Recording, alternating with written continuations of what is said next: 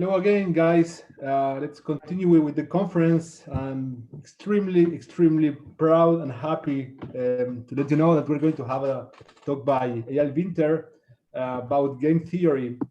Let me tell you a bit about this.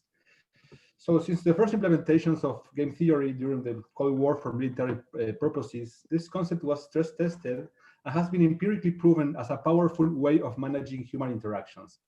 So, as I mentioned in my previous talk, so there's lots of game theory in Kleros.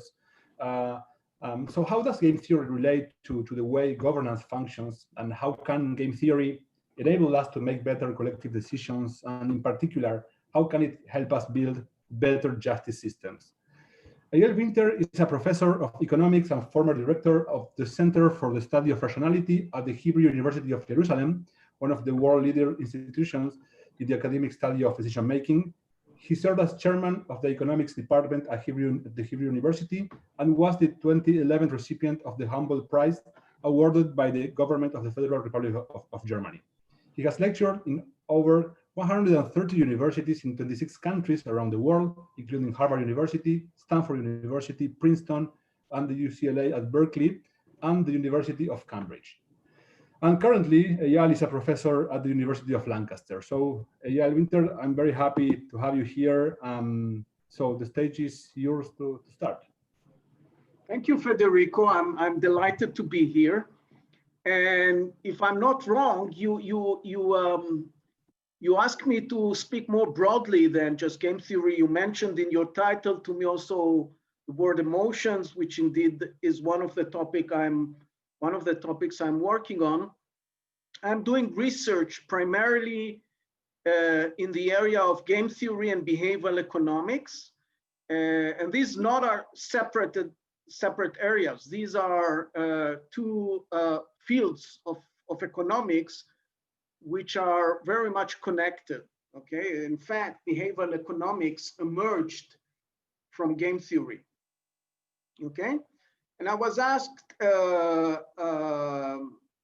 by Federico to speak not only generally about game theory, but also more specifically in ways of how is it related to the big issue of decentralized justice, okay?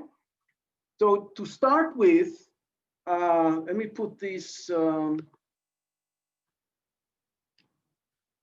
to start with, game theory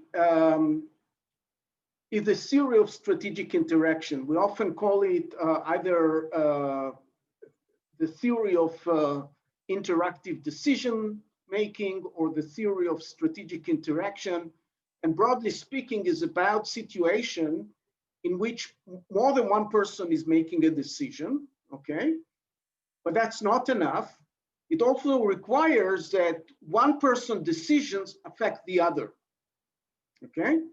That when I take a decision, I have to take into account the incentives and the motives of other people, okay? Because eventually what I'm going to get in terms of the payoff or the punishment, okay, in terms of the outcome, in terms of the value for me, is not going only to depend on what I'm doing, but also to depend, sometimes even more so, to depend on what other people are doing. Okay, so that's the part of the interaction between the two. Very often, we also talk about the theory of incentives, game theory being the theory of incentive, because one of the fields that emerged from game theory is the field of mechanism design. Mechanism design, in fact, it's the engineering of game theory. If we think about building a bridge, so in building a bridge, you have to know physics, okay? But physics by itself is not being applied to building bridge. There are engineers that know physics, but they know more specific aspect of building bridge, okay? So this relationship between physics and engineering is similar to the relationship between game theory and mechanism design, okay? Part of mechanism design, I don't know how many of you followed the recent Nobel Prize in Economics, the one that was decided just a couple of weeks ago, to Bob Wilson and Paul Milgrom. These are two mechanism designers, okay, who worked specifically in a mechanism design area which is called auction theory, okay? So they designed auctions mainly for governments, or their theory was used in an engineering way to design basically all the recent spectrum auction that took place around the world in the last 20 years. I know them very well, and I advised government and corporations based on the mechanism that they designed. This is a very mathematical field. Also, game theory itself is very mathematical, but more and more it becomes an applied area, and that's where my interests are, and some of my colleagues who are doing work in mechanism design. Okay. Now let me jump to decentralized justice. Okay, decentralized justice is exactly an environment, and a game theoretic environment. It involves multiple agents that are operating together. Okay, and each person action is affecting the utility of anyone else, right? Once we let's think about. Let's think about, well, the most important tool for decentralized justice is to have jurors vote. Voting is the way that eventually decision is being made through decentralized justice system to determine which of the disputers is to some extent winning, or alternatively to come up with an ideas of how to resolve conflict among disputers, okay? Every voting situation is a game, okay? Every voting situation is a game. Why? Because when you vote, the outcome of the voting, which then being translated to your own utility, to what you gain or lose, depends not only on what you vote, it depends also on what other people are voting, okay? So voting is intrinsically an environment, a game theoretic environment, okay? In decentralized justice systems, there are other aspects that make this environment a game theoretic environment. First of all, the voting itself, okay? I have to take into account whether my vote will be pivotal or not, what should I vote, and how would it affect, given what I believe other people are voting, how would it affect the eventual outcome? So we talk about voting. There might be deliberation, which is an exchange of information between jurors. What part of my private knowledge or my private evidence should I reveal to co-juror? Maybe I want to hide something, okay? And this I have to take into, when deciding about such issue, I have to also to take into account the consequences of the information that I reveal to the eventual vote of my co-voters, and therefore to the outcome that will prevail through the voting, okay? So it's very interactive. It's very much about decision. It's very much about incentives, okay? Focal point. I've seen some of the research paper that that you generate are emphasizing focal point. Focal point is a situation in which I say, what other might think the right decision is, and I try to converge to some sort of common wisdom, okay? Collective wisdom. Focal point is is a game theoretic concept. It's a concept that I don't like very much in the context of decentralized justice, because in decentralized justice, our mission is to drive voters away from focal points. Focal points is when people are too much influenced by other people's decision. And what we want to achieve are individual decision making, namely that a situation in which people honestly, sincerely vote on what they believe the right outcome should be. Okay, whose side has the truth? Okay, okay. Regarding incentive, there is another issue which brings us into game theory, and this is how should juror be incentivized to exert effort seeking truth.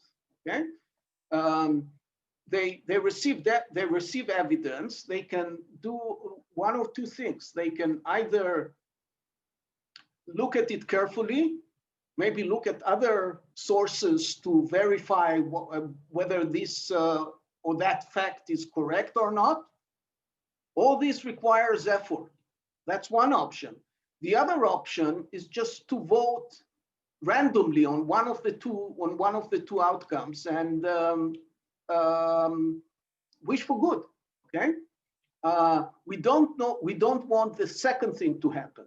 Okay, so in way of avoiding the second thing from happening, we have to design incentive for people to exert effort. Okay, and treat seriously the evidence that are brought in front of them. And this is a major issue. I mean, this is much of the effort that at the theoretical level, at the mechanism level, I would say, to design incentive in an appropriate way. You know, Joe, just one example of designing such incentives, which goes back to the idea of focal point, which is bad, but it's one step to answer this question, is, for instance, decide that payments for the service are occurring only if all voters made the same decision. Okay, if this is the case, and the prizes or the rewards are substantial, then I clearly have an incentive to study the matter, right? If I randomly vote for something, the chances that I will be coinciding, my vote will coincide with the rest of the voters is very slim, right? But if I read the matter and I think carefully about what should be done, and I believe that other people do the same, then I realize that there is a good chance that I'll get the reward because we will converge to the same decision. The downside, of course, and I will talk about it later, is that if we rely on such mechanism that give payments only when all the voters coincide with the vote, we create incentives for people not really to act according to the evidence and their own intuition, okay, or subjective values, but rather to try and figure out what would be the conventional decision, okay? What might other people decide, okay? And if they do so, they will realize that we often not very optimal in a way we make decisions in such cases. I'll talk about it later, but we, for instance, use stereotyping, we use prejudice, we use all sorts of things that divert us from the real truth, and people may converge to these stereotypes, not because they themselves have the stereotype, but because they believe other people have the stereotype, okay? And they want to get the money. But if we tell them you get the money only when you vote in a consensus, okay, they would try to use stereotyping and other biases, okay, in order to increase the probability that they will get something out of it, okay.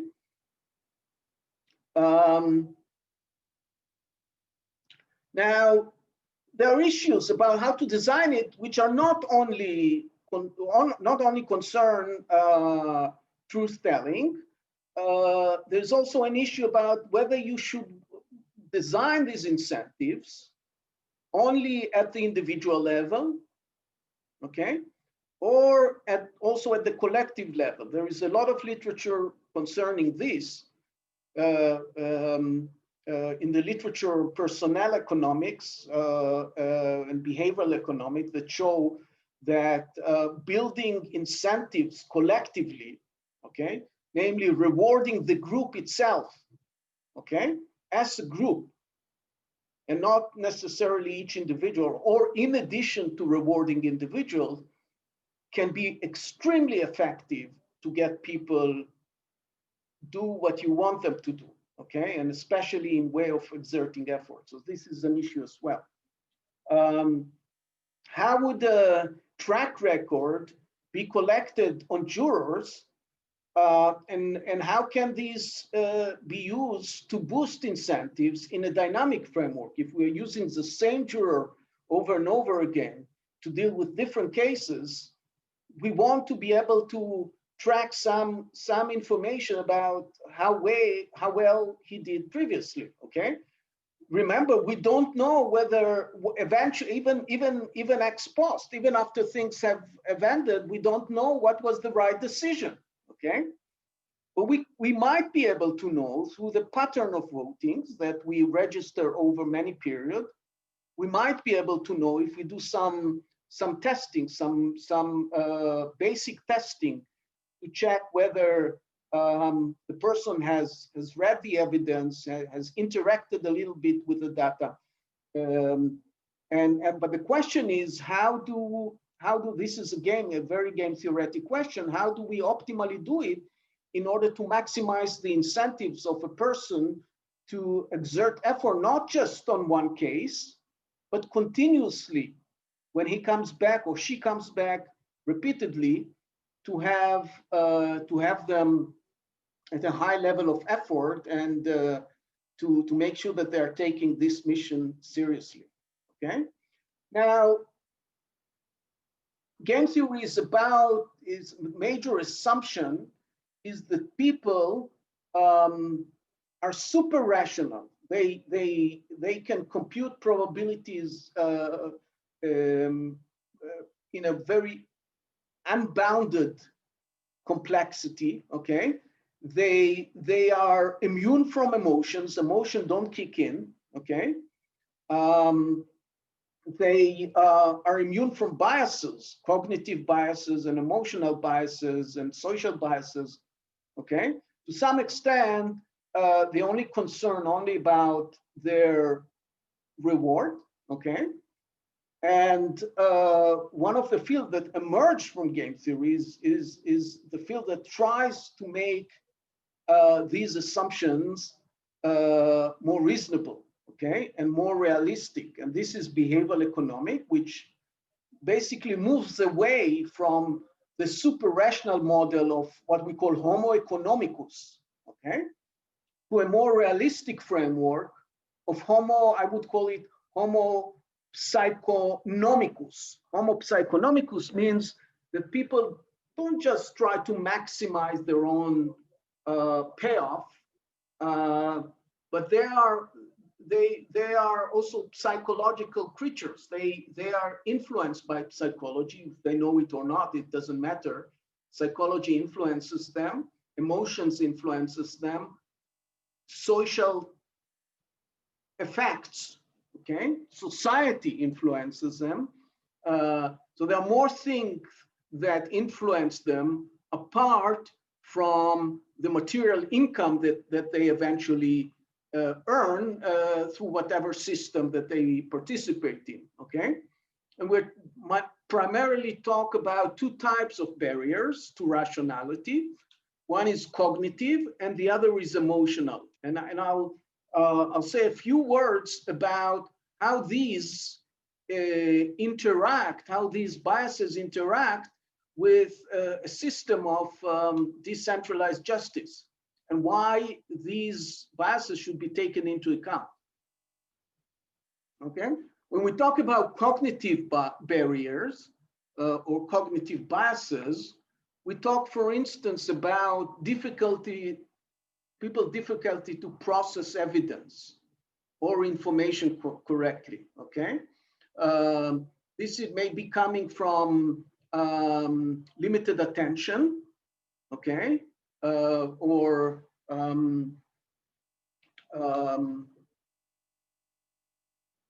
other things that bother our mind in the same time when we are facing a task of reading a material. But there is more in it than that. Okay. One other cognitive barrier is as what I mentioned before, is stereotyping and generalizing. Okay. Stereotyping and generalizing is just the way our brain deals with complex information. Okay, it's much easier for the brain to process information by means of categories. Okay, to categorize individual, to categorize situation, to categorize consequences. To categorize risk, okay?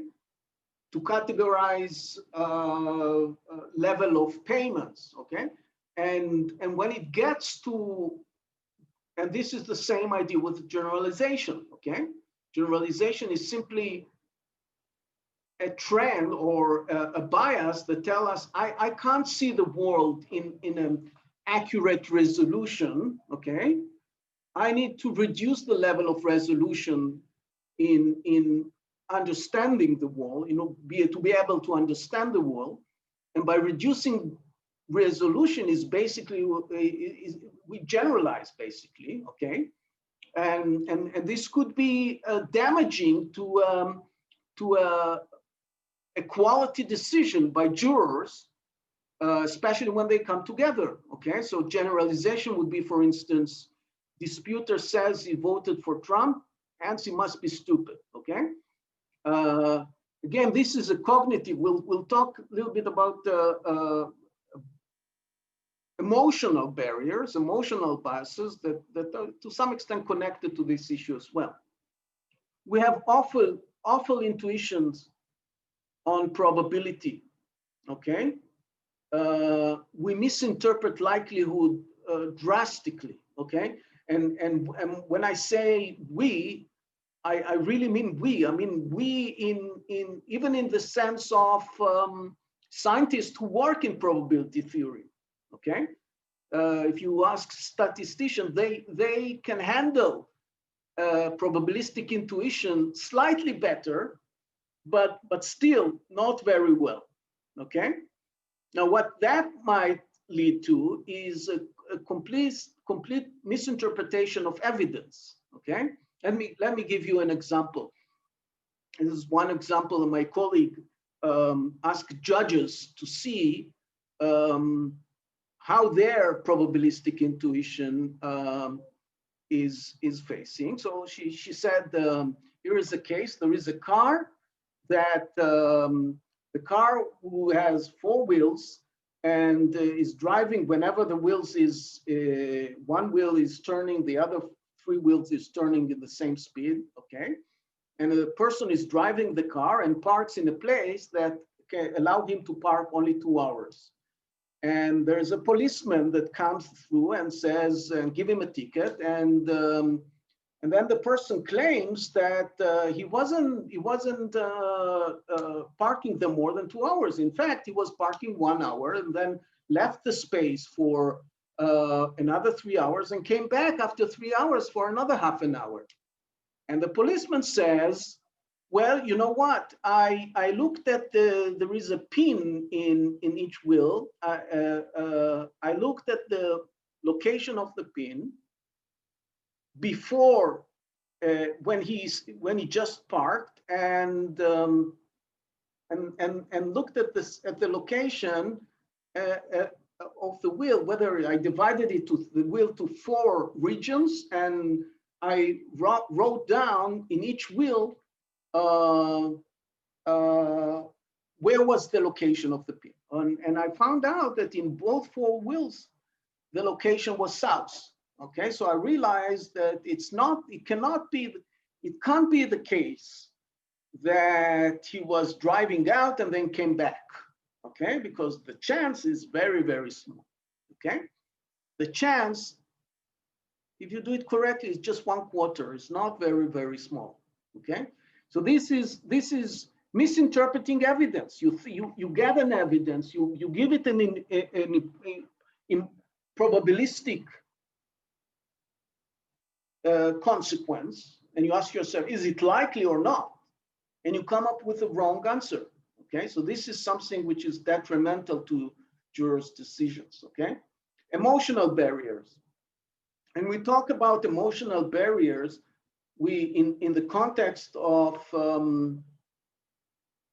decentralized justice, we are basically talking, I think this is the major issue. This is really the major issue, the major a barrier to quality decision-making by decentralized justice system. It's a people tendency to rule on issues, on small disputes, by letting the sentiments getting involved.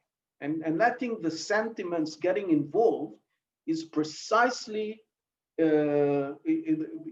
sentiments arise through emotion. So it's really the basic cause is emotional.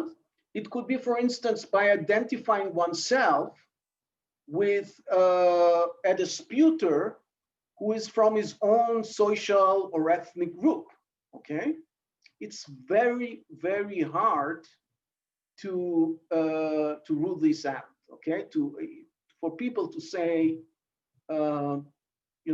is one of us, but I'm going to be sincere. Okay, I'm going to discount it. Okay, it's very hard to do, and one has to think about how you incentivize against this. Again, not by means of money, but by means of using the very same thing that caused somebody to have wrong bias, like preferential treatment for one's own social group, to use similar emotional nudges that divert the juror from doing this, okay? This is a very important issue. Regret is something that we always mention in the context of decision making, and we know that people suffer regret when they make decision, but the most detrimental thing in regarding regret is not regret itself, but it's the fear of regret. Okay, before people make decision, they fear that they will regret it. Okay, the most obvious example for these are what we call the status quo bias. Okay, or the sunk cost bias. You started a project in your working place, you had a lot of expectation, and gradually you notice that there's no chance for this to succeed. I mean, you don't get the right cooperation with other people. There are things that happen that you didn't expect to happen. Now you have 2 options, okay? You can close it down, okay, and say, I made a mistake, or alternatively, hang on, okay, and continue and continue and continue. Maybe something will happen next week that will save the case, okay? Most people would choose the second option, okay, even when realizing the difficulties, because they would fear this emotion of regret that will arise immediately when they decide to opt out from this project, right? They say to themselves, you know, if I opt out, I will pay for regret immediately and uncertainty. If I hang on, maybe, you know, first of all, defer regret to the future. It's always better to defer things that are bad for you to the future rather than experiencing them immediately. And maybe I won't be experiencing it at all because something magical will happen, okay? In the context of voting in decentralized justice system, this would mean that people would be very much concerned about how they would feel regarding the vote at the end, ex post, after the voted and the outcome has been realized, okay? So the tendency would be to vote for the option that might minimize future regret, okay? So the inclination would be to maybe to vote for the outcome that is least damaging for one of the parties, one of the disputers, okay? Okay, so use some sort of, we call it a min-max approach, where you minimize risk to a certain extent, and you minimize extreme events, okay? Or minimize drastic events, and you go for something within between. This is not necessarily a good thing, right? Okay, self-image. Self-image, again, is something that we are all exposed to, and we, in the context of voting, it would mean that I would ask myself, what should not what the evidence tell me, but what should a serious guy do in a case like this? Okay, what would be? It's quite related to regret. It would say, how would I look to myself in the mirror? How would I be able to look to myself in the mirror when I voted in favor of the company who disputed a customer that said that he didn't obtain the product that they sent him? Okay, how would I be able to look at my face in the mirror? Okay, so what you do is not looking at the evidence and ask who do I think is right? Okay, but I'm saying, you know, I'll have a problem with self-image if I do so, and hence I don't care about what the evidence is. I'm not gonna vote for a company in a dispute it has against a customer, just not me. Okay, so these are the problems that need to be taken care of. These problems should be taken care of by people who are professional, people who work in these areas, people who publish in these areas. These are too complex matters to be dealt without these people. I'm interacting these days with internet authorities like the FCC and Ofcom in Britain on concerns about the way the internet is operating, Facebook is operating, and Google. They have, you know, when they work and they're thinking about the policy, okay, or when they connect with a firm that might give them some sort of a solution to problems that they're seeking, they always look at the academic credential of those collaborators. They without this, they don't have a chance. And I hope if this project is going to pick up, there are lots of people who do serious work, and I'm sure in France, in Argentina, I know some excellent people, of course, in the US and other places in Europe. And you should choose somebody who you can work with, who is interested, and this would make your project fly up. Good luck. Thank you.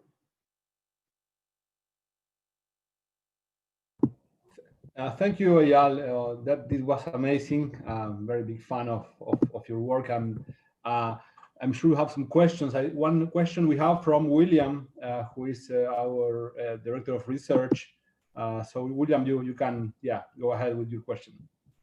Hi. So you had your comments about how you don't really like the fundamental idea of focal points because it leads to stereotyping, and I hear those. So one thing that we were trying to balance that with when we like sort of develop the mechanisms with Kleros is that we're worried that if we sort of give extra weight to minorities. So if you do something like sort of Bayesian truth theorem, where you like try to pick out like look at some voting pattern to get a enlightened minority, we have a risk of sort of minority attacks because Ethereum is kind of a dark forest. They're always very aggressive attackers. And we're worried that if we try to like pick out, oh, this 30% of people, they seem like really enlightened, that 30% might actually be an attacker. Whereas like some other alternative approach, rather than just trying to give extra weight to minorities, might be to do something more deliberative, where we try to like dispel stereotyping to have like the jurors conversing with each other or something. And I'm curious if you have more thoughts on these sort of like goals of trying to extra weight to minorities is a good idea. Mm-hmm. What need to be done, and there are some research papers on this, research paper about it's basically the research papers about multiple experts, okay? There is a literature in game theory that deals with multiple experts. So suppose that you are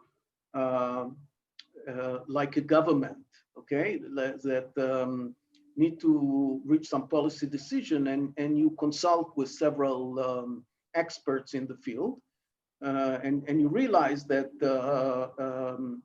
each expert might be biased, okay, in one way or another, okay, and yet you want to make sense of what all these experts are saying. One mechanism that one type of mechanism I would suggest that seem very useful is when you ask these experts not only what they think the policy is, but what they think their peers, the other experts, might say. Okay, so you ask people two questions. What is your suggestion, and what do you believe the distribution or something like that, or you ask for the majority or the mode or whatever. What would you think the distribution of other people answer might be? And then with this combined data, you can generate a lot of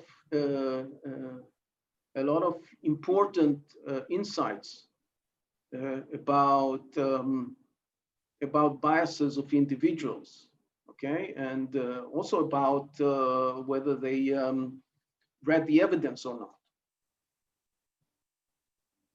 Mm-hmm. Yeah, so like a really simple, like we've thought a little bit about things in that direction, and like a sort of naive application with, that is this sort of like famous thought experiment about the state capitals, where you ask people what the state capital of like, what like a given US state is, and then also like what they think other people will think it is.